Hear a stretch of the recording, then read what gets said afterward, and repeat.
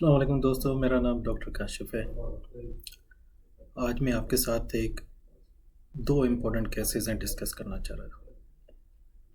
चाहता हूँ और दोनों मेरे साथ सेकंड ओपिनियन के लिए अपॉइंटमेंट बुक हुआ था इनका कुछ महीने पहले। Privacy and being a doctor, it is my duty of care to not disclose or release any details of the patient and names. तो मगर आपको मैं एक केस सिमिलरली पब्लिश हुआ था मेडिकल आर्टिकल्स में। I will upload my the slides. अब इनके साथ प्रॉब्लम क्या हुआ था, मैं आई जस्ट गिव यू थोड़ा सा ओवरव्यू बताता जाऊँ इनके बारे में। टाइप 2 डायबिटीज़ थी दोनों को। दोनों, एक पेशेंट जो मेल था उनकी 2 या 3 टैबलेट्स मेडिकेशन चल रही थी, अद्वियात। जो फीमेल पेशेंट थी उनकी इंसुलिन, लैंटस प्लस 3 मेडिकेशन चल रही थी और डिस्पाइट ऑफ दिस उनका हेमोग्लोबिन A1C 8.7 से ऊपर आ रहा था। अब क्या वजह है इतनी दवाएं लेने के बाद भी? और माशाल्लाह पढ़ी लिखी पेशेंट, ना उनकी कोई ऐसी डाइट में कोई प्रॉब्लम था। हाँ, कुछ चीज़ें थी, मैंने आइडेंटिफाई करके उनको बताया कि आपको ये चीज़ें नहीं खानी चाहिए, डाइट में अवॉइड करनी चाहिए आपकी ग़िज़ा में। जो हाई ग्लाइसेमिक इंडेक्स वाले काफ़ी चीज़ें थी वो मैंने एलिमिनेट करवा दी। मगर प्रॉब्लम ये नहीं था। प्रॉब्लम ये था कि इन्होंने माशाल्लाह बड़े बड़े डॉक्टरों को वहाँ दिखाया, एंडोक्रिनोलॉजिस्ट को, फिजिशियन को। Doesn't mean they can't afford they माशाल्लाह। मेरे साथ क्यों अपॉइंटमेंट बुक हुआ? वहाँ डॉक्टर नहीं है, बहुत अच्छे डॉक्टर हैं, मैं जानता हूँ। डॉक्टर मार हैं एंडोक्रिनोलॉजिस्ट, कराची में काफ़ी और मेरे दोस्त हैं, बहुत अच्छे डॉक्टर हैं वहाँ पे। प्रॉब्लम ये था कि the consultation they have very एड होती जा रही है या इंसुलिन का डोज बढ़ता जा रहा है। तो जब मेरे साथ इनका अपॉइंटमेंट बुक हुआ तो मेरी आदत है कि मैं I always check their prior to the appointment, I always check their medication, their recent blood test. तो रीसेंट ब्लड टेस्ट में टिपिकली वही हेमोग्लोबिन A1C, फास्टिंग ग्लूकोज और यूरिया क्रेटिनिन, यही टेस्ट थे। Patient was complaining of fatigue, tiredness, जो typical symptoms होते हैं। Specially ये में फीमेल में बहुत ज़्यादा ये प्रॉब्लम है। क्या प्रॉब्लम है? आयरन डिफिशिएंसी में। अब ये इनका टेस्ट नहीं हुआ था ना, मेल पेशेंट का हुआ था। मैंने इनका फेरेटिन भी करवाया, TSH भी करवाया, थायराइड का और CBC भी करवाया। Believe me, I can share you the numbers I have in my laptop, but because of the privacy I mentioned, I won't be able to share. तो इनका फेरेटिन था 2.6, बहुत ही लो था। हेमोग्लोबिन भी 10 से कम था। सीवियर आयरन डेफिशिएंसी एनीमिया चल रही थी 2022 से और डिटेक्ट ही नहीं हुआ था। और उसकी वजह से इसको हम कहते हैं फॉल्स एलिवेशन और फॉल्स एलिवेटेड हेमोग्लोबिन A1C। कौन सी कंडीशंस में हेमोग्लोबिन A1C ऊपर चला जाता है, भले वो डायबिटिक हो या ना हो?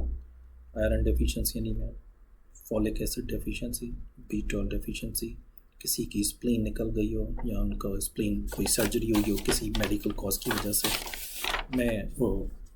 किन लोगों का बिलिरुबिन बहुत हाई होता है, ट्राइग्लिसराइड हाई होता है, सिगरेट स्मोकिंग की वजह से भी हो सकता है, एस्पिरिन इंड्यूस हेमोग्लोबिन A1C जा सकता है, फॉल्स एलिवेशन।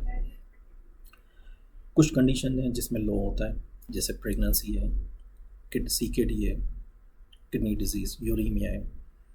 अब प्रेगनेंसी में हम क्यों नहीं करते हेमोग्लोबिन A1C?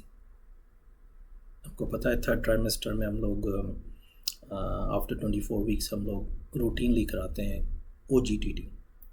रीज़न यही है कि फॉल्स लो आएगा या फॉल्स पॉजिटिव आएगा या नेगेटिव आएगा।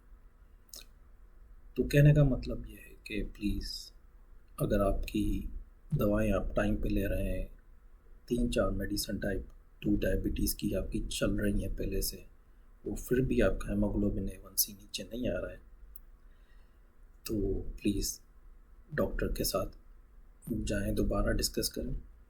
कहीं ना कहीं पे कुछ ना कुछ मिसिंग है। और इसमें हम लोग एक और भी, मैं अपने पेशेंट्स को कहता हूँ कि छोड़ दें हेमोग्लोबिन A1C को, वो GTT करवा लें, या हम इसको बोलते हैं सेल्फ ग्लूकोज मॉनिटरिंग SGM। उससे हम मॉनिटर करते हैं कि इनका कितना कंट्रोल है टाइप 2 डायबिटीज़ पे। और विटामिन E और विटामिन C से भी क्या होता है कि विटामिन E से हेमोग्लोबिन A1C कम हो जाता है।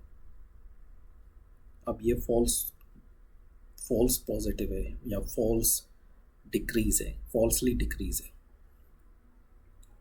पाकिस्तान में कुछ डॉक्टर ने मौलिस से इलाज करवाएं, और मैं कुछ स्लाइड्स अपलोड कर दूंगा।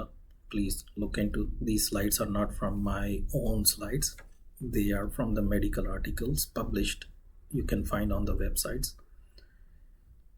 तो अब मैं ये इसमें नहीं जाना चाहता कि what is increase RBC turnover, what is the life span of the RBC erythrocytes। ये मेडिकल टर्मिनोलॉजी है, इससे कोई फ़ायदा नहीं होगा। ये दोनों पेशेंट्स, रियल पेशेंट मेरे साथ बुक हुए थे अपॉइंटमेंट के लिए, और दोनों का प्रॉब्लम यही था, बट अनफॉर्चुनेटली